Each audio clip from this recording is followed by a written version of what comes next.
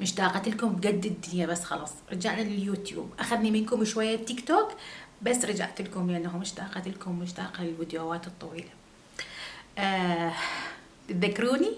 أنا رنا حميد، تقدرون تصيحوني رنو. اشتركوا بالقناة وراح نرجع نسولف ونسوي شغلات حلوة. اليوم راح أحكي لكم عن فد شي جتني أسئلة هواية عليه. شلون تختارين عريس البنتج؟ أي تختارين عريس البنتج، أنت حتختارين عريس البنتج. المهم قولوا لي شنو رأيكم بالفستان؟ شلون يبين؟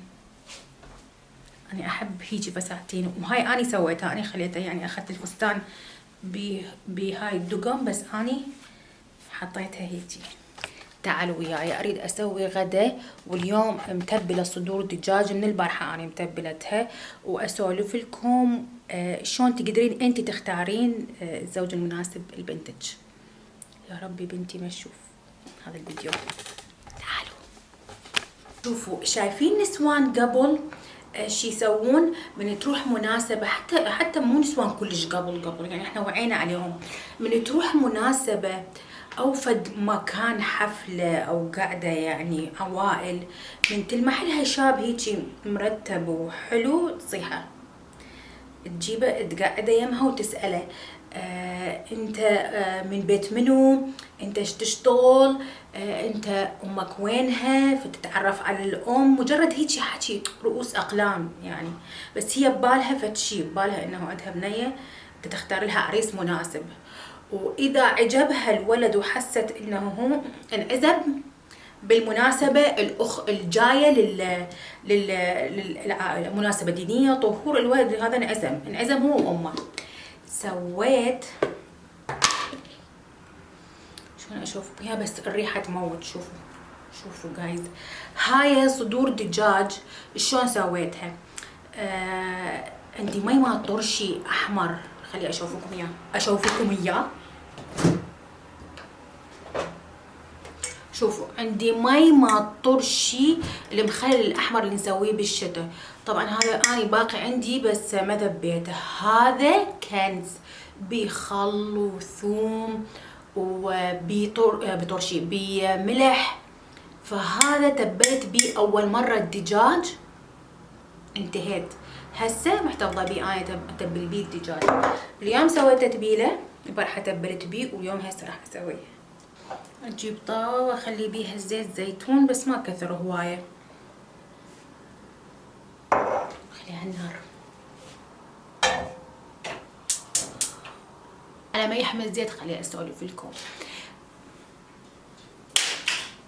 لافي فلشت الدنيا. ابد نهائيا لا تنقلين تجربتك ويا ابو بنتك من تختارين زوج إلها، نهائيا. انتي انسانة اخرى، والزمن زمن اخر، والرجال رجال له، فنهائيا لا تقعدين تعقدين البنية وتحطي لها تجاربك ويا الاب والمساوئ الاب كلها قدامها من تختارين شريك الحياة إلها، لان هاي راح انتي تعقدين وهي البنية تتعقد، ونهائيا البنية ما تشبهك، ولا الزمن نفسه، ولا الرياجين نفسهم. لا تقولين الرياجين نفسهم والماديات، ولا لا تقولين.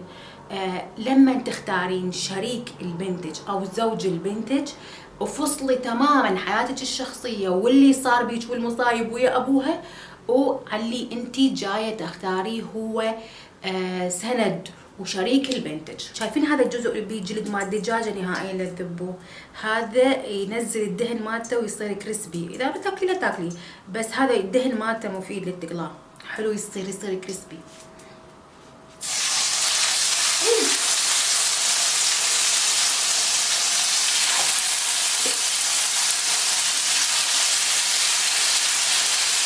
شايفة إذا عندك هاي الصديقة اللي ابنها متربي زيادة، وابنها مو يسمع كلام أمه، أوكي هم يسمعون كلامك، بس الابن اللي يحترم أمه هواية ويحترم خواته، ما يتجسر عليهم، معتمد عليهم 24 ساعة، مو ردات فعله ما حلوة إلهم، ولد محترم، هذا أخوي بنتك. بما إنه اي رجال بالعالم يحترم امه وخواته، فبنتك محترمه ببيت حتكون.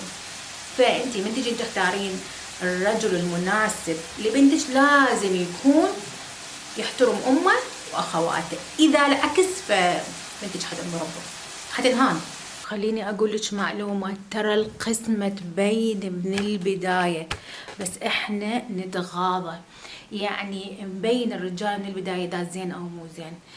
اذا هو من النوع اللي يعوف قعة الرياجيل ويروح يقعد يسولف يسولف يسولف ويا النسوان، فهذا ما يفيد بنتك، راح يخلصها كلها سوالف نسوان يقعد. اذا هو من البداية لازم ايده وما يقبل يجيب حاجة ولا يخسر له حاجة، هذا فبخيل.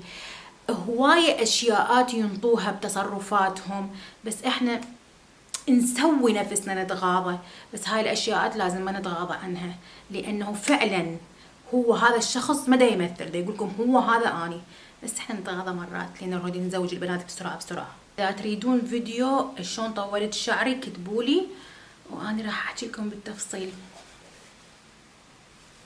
انا كلش فرحانه بيه.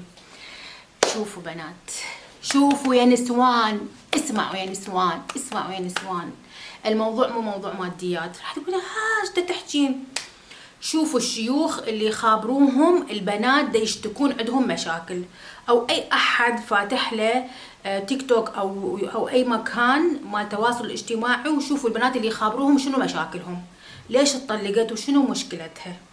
اللي يا اما تعاند، يا اما خيانه، يا اما مشاكل اهله، يا اما عدم اهتمام. نادرا ما تلقين وحده تقول لكم انه مشكلتنا مال. اذا المشكله مو بالمال، فانت من جايه تختارين زوج لبنتك مو اهم شي تباعين الماده.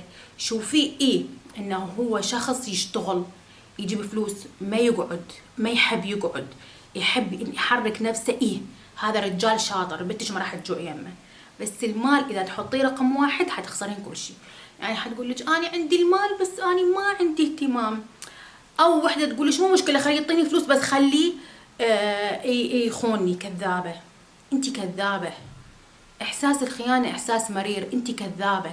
مستحيل مره تحب رجال يخونها وقاعده تتفرج على ابو منطيني فلوس، ولا فلوس الدنيا كلها تخلي الشريك الحياه انه قاعد بعيد عنك ومدا يفكر بيك وانت عندك فلوس.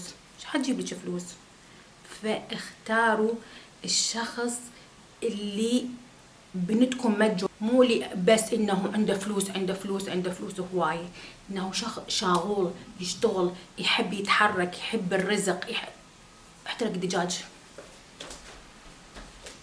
اكو شي لازم تنتبهوا له بنات، الرجال اول ما يتعرف عليك حتى لو مو علاقه او اي شي، اول ما ينتبه لك يجي بباله فيلم كامل انه انت حتكونيش تصلحين شريكة حياة او لا.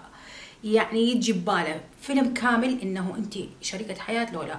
بيهم يكملون لانه يريد يعرف شنو انت، يريد يفتهم شنو انت، وبيهم لا يريد يلعب.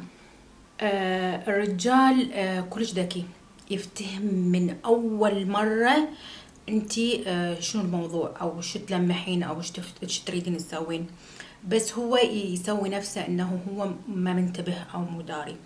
فانت من جاية تريدين تدورين عريس لبنتك او تحاولين تشوفين شنو هو بنفس الوقت هو دا يسوي هيجي، هو هم دا يشوف انه بنتك مناسبة الى لو لا، بس بطريقة يسوي نفسه كأنه ما مهتم او ما منتبه او براءة، يعني مو مثلك.